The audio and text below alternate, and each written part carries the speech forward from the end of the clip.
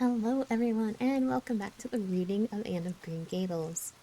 Today we are doing chapters 27 and 28. I'm sorry, they're in Roman numerals, and I'm not very good at reading Roman numerals. But that is what it looks like.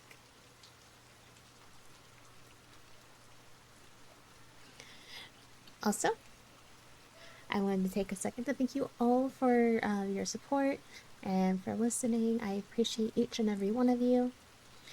More information at the end. Now, on to reading. Vanity and Vexation of the Spirit. Marilia, walking home one late April evening from an aid meeting, realized that winter was over and gone, with the thrill of delight that spring never fails to bring to the oldest and saddest, as well as to the youngest and merriest. Marilia was not given to subjective analysis of her thoughts and feelings. She probably imagined that she was thinking about the aids and their missionary box and the new carpet for the vestry room. But under these reflections was a harmonious consciousness of red fields smoking into pale purply mist in declining sun, of long, sharp, pointed fir shadows falling over the meadow beyond the brook, of still crimson-budded maples around a mirror-like wood pool, of an awakening in the world and a stir of hidden pulses under the gray sod. The spring was abroad in the land, and Marilia's sober, middle-aged step was lighter and swifter because of its deep, primal gladness. Her eyes dwelt affectionately on Green Gables, peering through its network of trees and reflecting the sunlight back from its windows in several little coruscations of glory.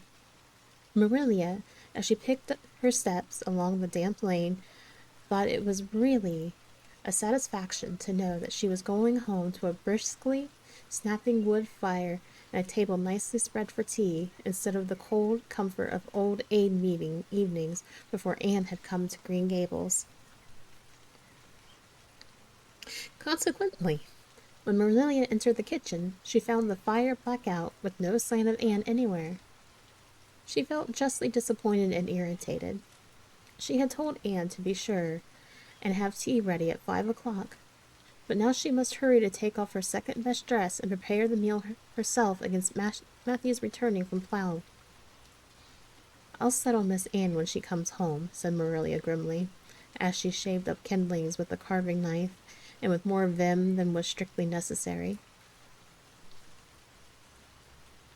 Matthew had come in and was waiting patiently for his tea in the corner. "She's gating off somewhere with Diana, writing stories or practicing dialogues or some such tomfoolery, and never thinking once about the time or her duties. She's just got to be pulled up short and sudden on this sort of thing. I don't care if Mrs. Allen does say she's the brightest and sweetest child she ever knew. She may be bright and sweet enough, but her head is full of nonsense, and there's never any knowing what shape it'll break out in next. Just as soon as she grows out of one freak, she takes up with another. But there. Here I am saying the very thing I was so riled with Rachel and Linda for saying at the aid today. I was real glad when Mrs. Allen spoke up for Anne, for if she hadn't, I know I'd have said something too sharp for Rachel before everybody. Anne's got plenty of faults, goodness knows, and far be it from me to deny it. But I'm bringing her up, and not Rachel Linda, who'd pick faults in the angel Gabriel himself if he lived in Avalonia. Just the same, Anne has no business to leave the house like this when I told her to stay home this afternoon and look after things. I must say, with all her faults, I never found her disobedient or untrustworthy before, and I'm really sorry to find her so now." "Well, now, I don't know," said Matthew, who, being patient and wise, and above all, hungry, had deemed it best to let Marilia talk out her wrath unhindered, having learned by experience that she got through with whatever work was on hand much quicker if not delayed by untimely argument. "Perhaps you're judging her too hastily, Marilia. Don't call her untrustworthy until you're sure she has disobeyed. Maybe it can all be explained. Anne's a great hand at explaining. She's not here when I told her to stay, retorted Marilia. I reckon she'll find it hard to explain that to my satisfaction. Of course, I knew you'd take her part, Matthew, but I'm bringing her up, not you. It was dark when supper was ready, and still no sign of Anne, coming hurriedly over the log bridge or up Lover's Lane, breathless and repentant with a sense of neglected duties. Marilia washed and put away the dishes grimly. Then, wanting a candle to light her way down the cellar, she went up to the east gable, for the one that generally stood on Anne's table. Lighting it, she turned around to see Anne herself lying on the bed, face downward among the pillows. Mercy on us, said astonished Marilia. Have you been asleep, Anne? No, was the muffled reply. Are you sick, then? Demanded Marilia anxiously, going over to her bed. Anne cowered deeper into her pillows as if desirous of hiding herself forever from mortal eyes. No, but please go away, Marilia. Go away and don't look at me. I'm in the depths of despair, and I don't care who gets head in class or writes the best compositions. I'm in the depths of despair, and I don't care who gets head in class or writes the best compositions or sings in Sunday school choir anymore. Little things like that of no importance now, because I don't suppose I'll ever be able to go anywhere again. My career is closed. Please, Marilia, go away and don't look at me. Did anyone ever hear the like? The mystified Marilia wanted to know. Anne Shirley, whatever is the matter with you? What have you done? Get up this minute and tell me. This minute, I say. There now. What is it? Anne had slid to the floor in despairing obedience. Look at my hair, Marilia, she whispered. Accordingly, Marilia lifted her candle and looked scrutinizingly at Anne's hair, flowing in heavy masses down her back. It certainly had a very strange appearance. Anne Shirley, what have you done to your hair? Why, it's green! Green it might be called, if it were any earthly color. A queer, dull, bronzy green, with streaks here and there of the original red to heighten the ghastly effect. Never in all her life had Marilia seen anything so grotesque as Anne's hair at that moment. Yes, it's green, moaned Anne. I thought nothing could be as bad as red hair, but now I know it's 10 times worse to have green hair. Oh, Marilia, you little know how utterly wretched I am. I little know how you got into this fix, but I mean to find out, said Marilia. Come right down to the kitchen, it's cold up here, and tell me just what you've done. I've been expecting something queer for some time. You haven't gotten into any scrapes for over 2 months, and I was sure another one was due. Now then, what did you do to your hair? I dyed it. Dyed it? Dyed your hair? Anne Shirley, didn't you know it was a wicked thing to do? Yes, I knew it was a little wicked, admitted Anne, but I thought it was worthwhile to be a little wicked to get rid of red hair. I counted the cost, Marilia. Besides, I meant to be extra good in other ways to make up for it. Well, said Marilia sarcastically, if I'd decided it was worthwhile to dye my hair, I'd have dyed it to a decent color at least. I wouldn't have dyed it green. But I didn't mean to dye it green, Marilia, protested Anne dejectedly. If I was wicked, I meant to be wicked to some purpose. He said it would turn my hair a beautiful raven black. He positively assured me it would. How could I doubt his word, Marilia? I know what it feels like to have your word doubted, and Mrs. Allen says we should never suspect anyone of not telling us the truth unless we have proof that they're not. I have proof now. Green hair is proof enough for anybody. But I hadn't then, and I believed every word he said implicitly. Who said? Who are you talking about? The peddler that was here this afternoon. I bought the dye from him. Anne Shirley, how often have I told you never let one of those peddlers in the house? I don't believe in encouraging them to come around at all. I didn't let him in the house. I remembered what you told me, and I went out carefully, shut the door, and looked at his things on the step. Besides, he wasn't a normal peddler. He was a very old peddler and kind. He had a big box full of very interesting things, and he told me he was working hard to make enough money to bring his wife and children out from Germany. He spoke so feelingly about them that it touched my heart. I wanted to buy something from him to help him in such a worthy object. Then all at once I saw the bottle of hair dye.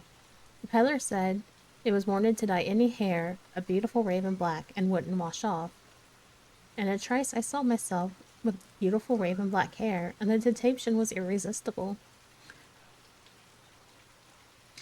But the price of the bottle was 75 cents, and I only had 50 cents left out of my chicken money.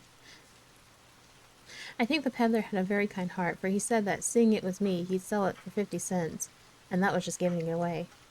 So I bought it, and as soon as he had gone, I come up here and I applied it with an old hairbrush, as the directions said. I used up the whole bottle. And oh, Marilia, when I saw the dreadful color it turned my hair, I repented of being wicked, I can tell you. And I've been repenting ever since. Well, I hope you'll repent to good purpose, said Marilia severely, and that you've got your eyes open to where your vanity has led you, Anne. Goodness knows what's to be done. I suppose the first thing is to give your hair a good washing and see if it'll do any good. Accordingly, Anne washed her hair, scrubbing it vigorously with soap and water. But for all the difference it made, she might as well have been scouring it its original red. The peddler had certainly spoken the truth when he declared that the dye wouldn't wash off. However, his veracity might be impeached in other aspects. Oh, Marilia, what shall I do? Questioned Anne in tears. I can never live this down. People have pretty well forgotten my other mistakes, the liniment cake, and setting Diana drunk, and flying into a temper with Miss Linda. But they'll never forget this. They will think I'm not respectable.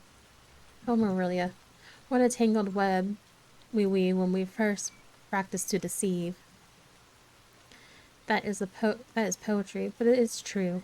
I know how Josie Pye will laugh. Marilia, I cannot face Josie Pye. I am the unhappiest girl in Prince Edward Island. Anne's unhappiness continued for a week.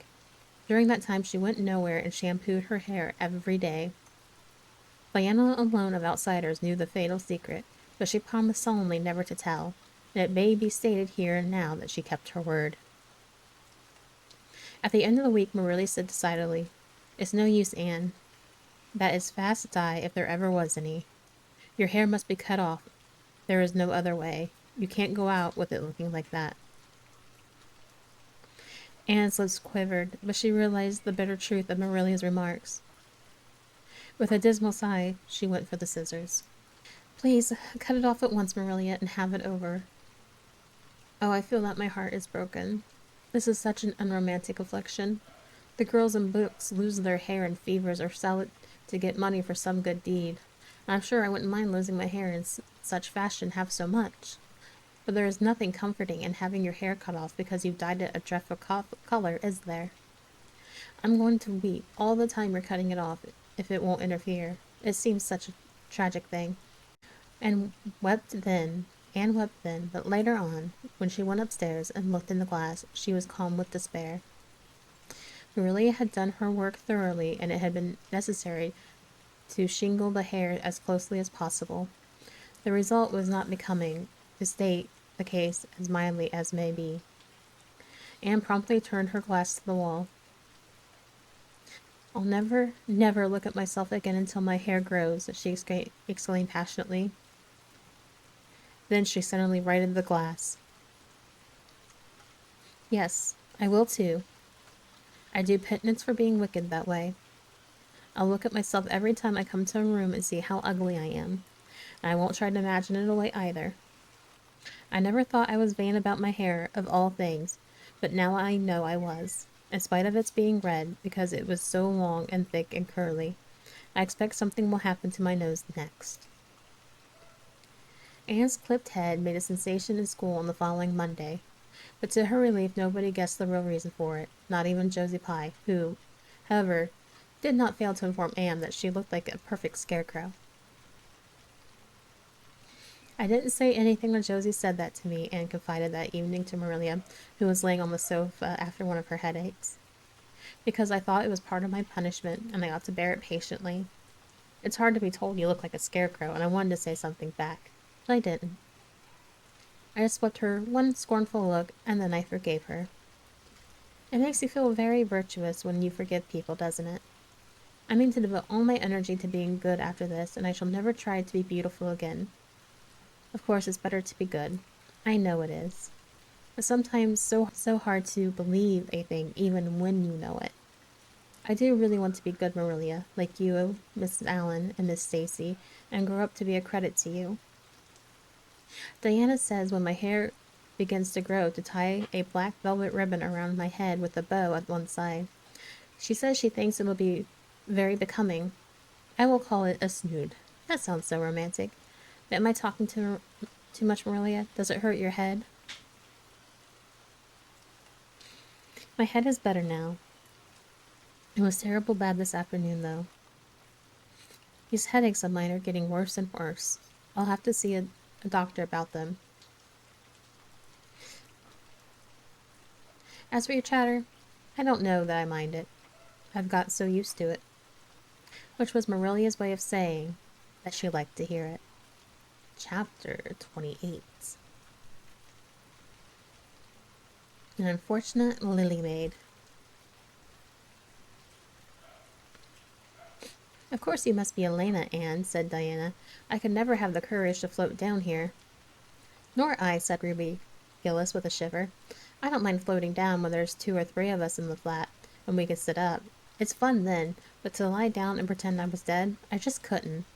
I'd be really a fright. Of course it would be romantic, conceded Jane Andrews, but I know I couldn't keep still. I'd be popping up every minute or so to see where I was and if I wasn't drifting too far out. And you know, Anne, that would spoil the effect. But it's so ridiculous to have a red-headed Elaine, mourned Anne. I'm not afraid to float down, and I'd love to be Elaine, but it's ridiculous just the same. Ruby ought to be Elaine because she is so fair and has such lovely long golden hair. Elaine had all her bright hair streaming down, you know, and Elaine was the lily maid. Now, a red-haired person cannot be a lily maid.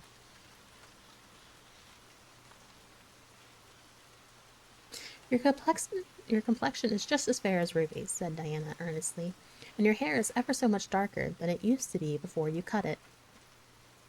Oh, do you really think so? Exclaimed Anne, blushing sensitively with delight. I sometimes thought it was myself, but I never dare ask anyone, for fear she would tell me it wasn't. You think it could be called auburn now, Diana? Yes, and I think it's real pretty, said Diana, looking admiringly at the short, silky curls that clustered over Anne's head, and were held in place by a very jaunty black velvet ribbon and bow. They were standing on the bank of the pond below Orchard Slope, where a little headland fringed with birches ran out from the bank, and at its tip was a small wooden platform built into the water for the convenience of fishermen and duck hunters. Ruby and Jane were spending the midsummer afternoon with Diana, and Anne had come over to play with them. Anne and Diana had spent most of their playtime that summer on and about the pond. Idlewild was a thing of the past, Mr. Bell having ruthlessly cut down the little circle of trees in his back pasture in the spring. Anne had sat among the stumps and wept, not without an eye to the romance of it, but she was speedily consoled, for after all, as she and Diana said, big girls of 13, going on 14, were too old for such childish amusement as playhouses, and there were more fascinating sports to be found about the pond. It was splendid to fish for trout over the bridge, and the 2 girls learned to row themselves about in a little flat-bottomed dory Mr. Barry kept for duck shooting. It was Anne's idea that they dramatize Elaine. They had studied Tennyson's poem in school the preceding winter, the superintendent of education having prescribed it in the English course for the Prince Edward Island schools. They had analyzed and parsed it and torn it into pieces in general until it was a wonder there was any meaning at all left in it for him. But at least the fair Lily Maid and Lancelot and Guinevere and King Arthur had become very real people to them. And Anne was devoured by secret regret that she had not been born in Camelot. Those days, she said, were so much more romantic than the present. Anne's plan was held with enthusiasm. The girls had discovered that if the flat were pushed off from the landing place, it would drift down with the current under the bridge and finally strand itself on another headland lower down which ran out at a curve in the pond. They had often gone down like this, and nothing could be more convenient for playing Elena. Well, I'll be Elaine, said Anne, yielding reluctantly, for although she would have been delighted to play the principal character, yet her artistic sense demanded fitness for it, and this, she felt, her limitations made impossible. Ruby, you must be King Arthur, and Jane will be Guinevere, and Diana must be Lancelot. But first you must be the brothers and the father. We can't have the old dumb servitor because there isn't room for two in the flat when one is lying down. We must plow the barrage all its length in blackest samite. The old black shawl of your mother's will be just the thing, Diana. The black shawl having been procured, Anne spread it over the flat and then laid down on the bottom, with closed eyes and hands folded over her breast. Oh, she does really look really dead, whispered Ruby Gillis nervously, watching the still, white little face under the flickering shadows of the birches. It makes me feel real frightened, girls. Do you suppose it's really right to act like this? Miss Linda says that all play acting is abominably wicked. Ruby, you shouldn't talk about Miss Linda, said Anne severely. It spoils the effect because there is hundreds of years before Miss Linda was born. Jane, you arranged this. It's silly for Elaine to be talking when she's dead. Jane rose to the occasion. Cloth of gold for coverlet there was none, but an old piano scarf of yellow Japanese crepe was an excellent substitute. A white lily was not attainable just then, but the effect of a tall blue iris placed in one of Anne's folded hands was all that could be desired. Now she's all ready, said Jane. You must kiss her quiet brow, and Diana, you say, Sister, farewell forever, and Ruby, you say, Farewell, sweet sister, both of you as sorrowfully as you possibly can. Anne, for goodness sake, smile a little. You know, Elaine laid as though she smiled. That's better. Now push the flat off. The flat was accordingly pushed off, scraping roughly over an old embedded stake in the process. Diana and Jane and Ruby only waited long enough to see it caught in the current and headed for the bridge before scampering up through the woods, across the road, and down to the lower headland where, as Lancelot and Guinevere and the king there were to be in readiness to receive the Lily Maid. For a few minutes, Anne, drifting slowly down, enjoyed the romance of her situation to the full. Then something happened not at all romantic. The flat began to leak. In a very few moments it was necessary for Elaine to scramble to her feet, pick up her cloth of gold coverlet and a pall of blackest samite, and gaze blankly at a big crack at the bottom of her barrage through which the water was literally pouring. That sharp stake at the landing had torn off the strip of batting nailed onto the flat.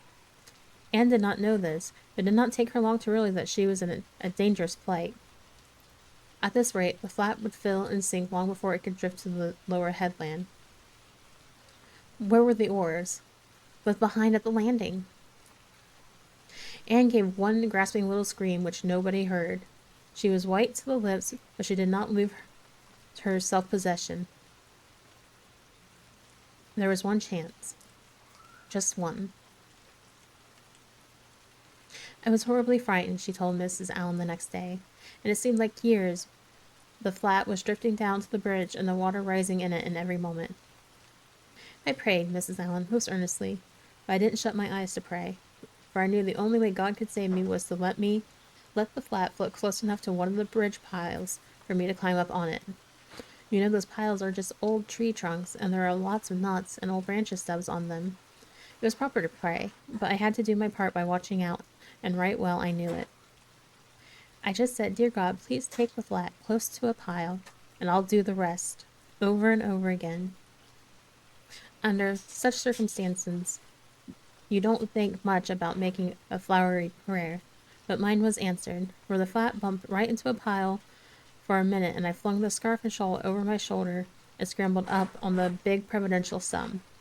And there I was, Mrs. Allen, clinging to that slippery old pile with no way of getting up or down. It was a very unromantic position, but I didn't think about that at the time. You don't think much about romance when you've just escaped from a watery grave. I said a grateful prayer at once, and then I gave all my attention to holding on tight, for I knew I should probably have depended on human aid to get back to dry land. The flat drifted under the bridge and then promptly sank in midstream. Ruby, Jane, and Diana, already awaiting it at the lower headland, saw it disappear before their very eyes and had no doubt but that Anne had gone down with it. For a moment they stood there, white as sheets, frozen with horror at the tragedy. Then, shrieking at the top of their voices, they started on a frantic run up through the woods, never pausing as they crossed the main road to glance the way of the bridge. Anne, clinging desperately to her precarious foothold, saw their flying forms and heard their shrieks. Help would soon come, but meanwhile her position was a very uncomfortable one. The minutes passed by, each seeming an hour to the unfortunate Lily Maid. Why didn't somebody come? Where had the girls gone? Suppose they had fainted, one and all. Suppose nobody ever came. Suppose she grew so tired and cramped that she could hold on no longer. Anne looked at the wicked green dust below her, wavering with long, oily shadows, and shivered. Her imagination began to suggest all manner of gruesome possibilities to her. Then, just as she thought she really could not endure the ache in her arms and wrists another moment, Gilbert Blythe came rowing under the bridge in Harmony Andrews' dory. Gilbert glanced up and, much to his amazement, beheld a white, scornful face looking down upon him with big, frightened, but also scornful gray eyes. "Anne Shirley, how did you get up there?" he exclaimed. Without waiting for an answer, he pulled close to the pile and extended his hand. There was no help for it. Anne, clinging on to Gilbert Blythe's hand, scrambled down into the dory, where she sat, drabbled and furious, in the stern, with her arms full of dripping shawl and wet crape. It was certainly extremely difficult to be dignified under the circumstances. "What happened, Anne?" asked Gilbert, taking up his oars. "We were playing a lane," explained Anne frigidly, without even looking at her rescuer, "and I had to drift down to Camelot in the barge, the flat. The flat began to leak, and I climbed out onto that pile. The girls went for help. Will you be kind enough to row me to the landing?" Gilbert obligingly rowed to the landing, and Anne, disdaining assistance, sprang nimbly on shore. "I'm very much obliged to you," she said haughtily as she turned away. But Gilbert had also sprung from the boat and now laid a detaining hand on her arm. "Anne," he said hurriedly, "look here. Can't we be good friends? I'm awfully sorry I made fun of your hair at that time. I didn't mean to vex you. I only meant it for a joke. Besides, it's so long ago. And I think your hair is awfully pretty now. Honest, I do. Let's be friends." For a moment, Anne hesitated. She had an odd, newly awakened consciousness under her outraged dignity that the half-shy, half-eager expression in Gilbert's hazel eyes was something that was very good to see. Her heart gave a quick, queer little beat, but the bitterness of her old grievance promptly stiffened up her wavering determination. That scene of 2 years before flashed back to her recollection as vividly as it had taken place yesterday. Gilbert had called her carrots and had brought about her disgrace before the whole school. Her resentment, which to other and older people might be laughable as its cause, was in no whit allayed and softened by time, seemingly. She hated Gilbert Blythe. She would never forgive him. "No," she said coldly. I shall never be friends with you, Gilbert Blythe, and I don't want to be. All right. Gilbert sprang into his skiff with an angry color in his cheeks. I'll never ask you to be friends again, Anne Shirley, and I don't care either. He pulled away with swift, defiant strokes, and Anne went up the steep, ferny little path under the maples. She held her head very high. She was conscious of an odd feeling of regret. She almost wished she had answered Gilbert differently. Of course, he had insulted her terribly, but still. Altogether, Anne rather thought it would be a relief to sit down and have a cry. She was really quite unstrung for the reaction from her fright and cramped clinging while making itself felt. Halfway up the path, she met Jane and Diana rushing back to the pond in a state narrowly removed from positive friendly. They had found nobody at Orchard Slope, but both Mr. and Mrs. Barry being away. Here, Ruby Gillis had succumbed to hysterics and was left to recover from them as best as she might, while Jane and Diana flew through the haunted woods and across the brook to Green Gables. There they had found nobody either, for Marilia had gone to Carmody, and Matthew was making hay in the back field. "Oh, Diane," gasped Diana, fairly falling on the former's neck and weeping with relief and delight. "Oh, Anne, we thought you were drowned, and we felt like murderers, because we had made you be Elaine, and Ruby is in hysterics. Oh, Anne, how did you escape?" "I climbed up on one of the piles," explained Anne wearily, "and Gilbert Blythe came along in Mr. Andrew's dory and brought me to land." "Oh, Anne, how splendid of him! Why, it's so romantic," said Jane, finding breath enough for utterance at last. "Of course you'll speak to him after this."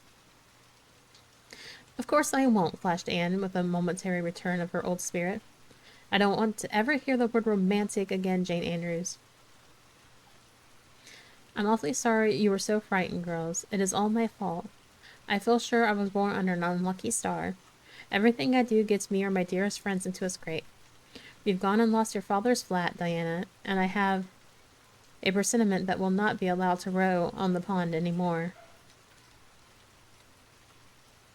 Anne's presentiment proved more trustworthy than presentiments are apt to do. Great was the consternation in the Barry and Cuthbert households when the events of the afternoon became known. "Will you ever have any sense, Anne?" groaned Marilia. "Oh, yes, I think I will, Marilia," returned Anne optimistically. A good cry, indulged in the grateful solitude of the east gable, had soothed her nerves and restored her to her wonted cheerfulness. "I think my prospects of becoming sensible are brighter than ever now." "I don't see how," said Marilia. "Well," explained Anne, "I've learned a new, valuable lesson today. Ever since I came to Green Gables, I've been making mistakes, and each mistake has helped to cure me of some great shortcoming. The affair of the amethyst brooch cured me of meddling with things that didn't belong to me. The haunted wood mistake cured me of letting my imagination run away with me. The liniment cake mistake cured me of carelessness in cooking. Dyeing my hair cured me of vanity. I never think about my hair and my nose now, at least very seldom. And today's mistake is going to cure me of being too romantic. I have come to the conclusion that it's no use trying to be romantic in Apollonia. It was probably easy enough to be towered Camelot hundreds of years ago, but romance is not appreciated now. I feel quite sure that you will soon see a great improvement in me in this respect, Marilia." "I'm sure I hope so," said Marilia skeptically. But Matthew, who had been sitting mutely in his corner, laid a hand on Anne's shoulder when Marilia had gone out. "Don't give up all your romance, Anne," he whispered shyly. "A little of it is a good thing. Not too much, of course, but keep a little of it in. Keep a little." And that's where we end for today. We'll start again with chapter 29, An Epoch in Anne's Life. Oh, that would certainly be scary as a child floating down the river in a little raft, and ooh, scary. It would certainly give you a new perspective. But yes, let me know what you think down below. And if you like listening, there are the previous chapters in a playlist. And if you also like listening to my reading, there's a German playlist now. But thank you all for being here. I appreciate it so much. And until next time, bye bye. Hello, everyone. I just wanted to say thanks for watching. Don't forget to hit the like and subscribe button and to follow my Twitch, Twitter, and Discords for more updates on when and if I will be live or if there will be any delays in videos. Thank you so much for watching. Have a nice day.